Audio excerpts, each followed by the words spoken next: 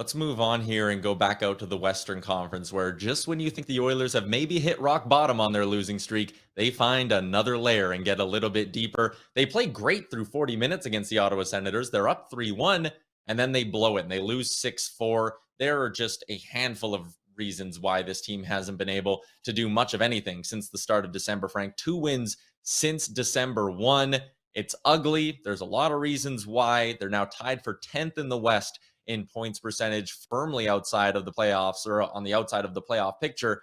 What do you make of what's going on in Edmonton here? I mean, I send out a tweet asking if anyone has questions for the show, and it's just Oilers fans the entire way down asking if changes are coming, but it doesn't sound like changes are coming. Yeah, I don't think changes are coming, at least not at this very moment. I do think that the Edmonton Oilers front office and their brass is meeting at the moment. Their typical scouting meetings. Some teams have already wrapped theirs up. I know that the Oilers group went down to California. That's where they are now. Everyone was saying, hey, is there going to be a press conference today? Is Dave Tippett getting fired? I think, and we discussed this in depth on our DFO Rundown podcast, episode 97, that was released today with Jason Greger. We went through all of the different reasons why the Oilers are where they are. I look back to Saturday and I say, the cardinal sin of Saturday's game is you enter the third period with a 3-1 lead on a night in which all we've talked about is what are the Oilers getting from their depth. It's been depth and goaltending. You have a night where your second, third, and fourth line score, and McDavid and Draisaitl are largely held off the score sheet. You're up against the 30th place team in the league and you don't find a way to get the 2 points. So many different layers to it. A lot of people will point towards the mistakes that Skinner made. Of course, they didn't help, but I certainly don't pin that loss on Skinner. And then moving forward, like there's got to be some answer here that comes from the group. I think everyone's looking for some external factor. We know that that's not a typical play in Ken Holland's playbook. Not to say that he won't make it eventually. I think at a certain point you have no choice.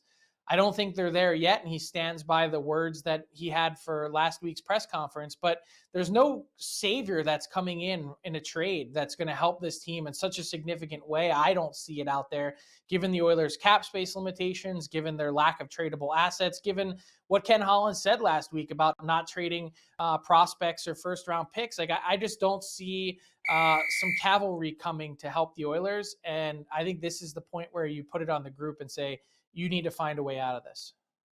And if you want to be optimistic, not that Oilers fans are feeling optimistic at all right now, their losses so far this month have largely been close. You had overtime against New Jersey, overtime against the Islanders. Take out the empty netter, it's a 1-goal loss to Toronto. And then you had, again, take out the empty netter, it's a 1-goal loss to Ottawa. And in all those losses, there's 3 or 4 things going wrong for them in the game. If they shore up 1 or 2 areas, I do think the Oilers could start to rattle off wins. Their schedule gets tough, though. And more to your point, like the playoffs are right there within grasp. It's not like they're floating so far out of it that they're in big trouble and can't make up the ground.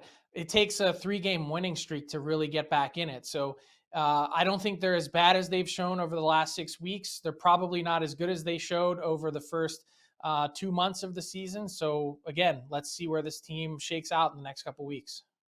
They get Florida next, and we'll be chatting with George Richards right away about just how dangerous that team in Florida is looking.